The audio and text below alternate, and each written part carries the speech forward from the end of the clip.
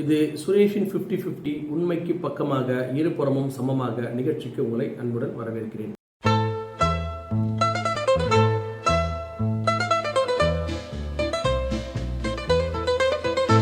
மாயக்குரலோன் அர்ஜுன் தாஸ் அவர்களோட ஃப்ரேமில் ஆரம்பித்து இடையழகி சிம்ரன் அவருடைய ஃப்ரேமில் முடிந்திருக்கும் ஒரு ட்ரைலர். ஒத்த ரூபா தாரன் பாடல் ஆரம்பித்து நம்மளை மொத்தமாக முடித்திருக்கும் ஒரு ட்ரைலர்.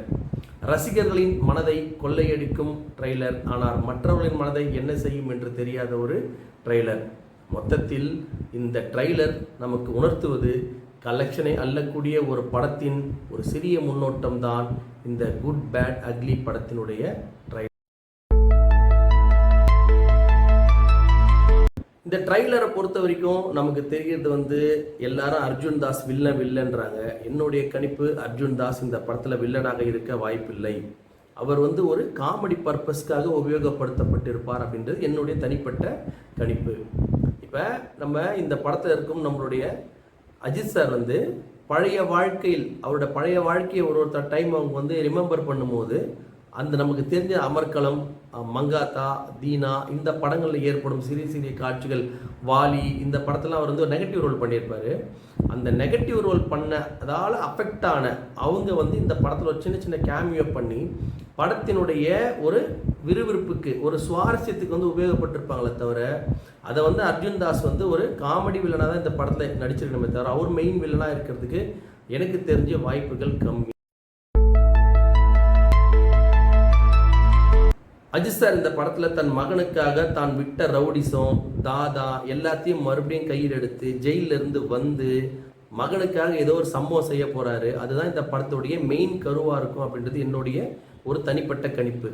இதில் மற்றது எல்லாமே அது சைடில் கோர்த்தது மாதிரி ஒரு திணிப்பு மாதிரி தான் என் கண்ணுக்கு தெரியுதே தவிர இதை ட்ரைலரை காமிச்ச மொத்தமே கதையுடைய முக்கியமான அம்சமாக அது சும்மா காமிச்சிருக்காங்க. ஆனால் மெயின் இதுவாக இருக்க வாய்ப்பு இல்லைன்றது என்னுடைய தனிப்பட்ட கணிப்பு. இது தவறாகவும் இருக்கலாம், சரியாகவும் இருக்கலாம். அது படம் வந்ததுக்கப்புறம் தான் தெரியும். பொதுவாகவே அஜித் சார் படத்தோட ட்ரைலர் அப்படின்னு பார்த்தாலே மற்ற நடிகர்கள் மற்ற விதமான அந்த கேரக்டர்லாம் ரொம்ப முக்கியத்துவம் கருதி ட்ரைலரை காட்ட மாட்டாங்க. ஆனால் இந்த படத்தில் ஜாக்கி ஷெராஃப், நம்ம பிரசன்னா, அப்புறம் நம்ம சிம்ரன், த்ரிஷா போன்ற பல நடிகைகள் காமிச்சிருக்கிறாங்க. இது இந்த அஜித் சார் ட்ரைலரில் இது ஒரு புதுமையாக இருந்தது. கலரிங் அட்டகாசமாக இருந்தது, ஒரு புது விதமாக இருந்தது. மற்ற படங்கள்லாம் பார்த்தீங்கன்னா ட்ரெய்லர் பார்த்தா துணிவு விடாமுயற்சினா பார்த்தீங்கன்னா அது கலரிங் வேறு மாதிரி இருக்குது. இது ஒரு மாஸ் என்டர்டைன்மெண்ட், அதுதான் அவருடைய மெயின் மோட்டிவாக இருந்ததுன்னு நினைக்கிறேன். அஜித் சாரை வச்சு என்டர்டைன்மெண்ட் பண்ணி அவங்க ரொம்ப நாள் ஆகுது. ஒரு சிரிப்பு, ஒரு ஆக்ஷன், ஒரு கூஸ் பம்ப் சீன் எல்லாமே சேர்ந்த ஒரு கலவையான ஒரு படமாக இருக்கும். ரசிகர்களுக்கும் மற்ற ஆடியன்ஸுக்கும் ஒரு நல்ல ட்ரீட்டாக அமையும் அப்படின்றது இந்த ட்ரெய்லர் நம்மளுக்கு உணர்த்துது.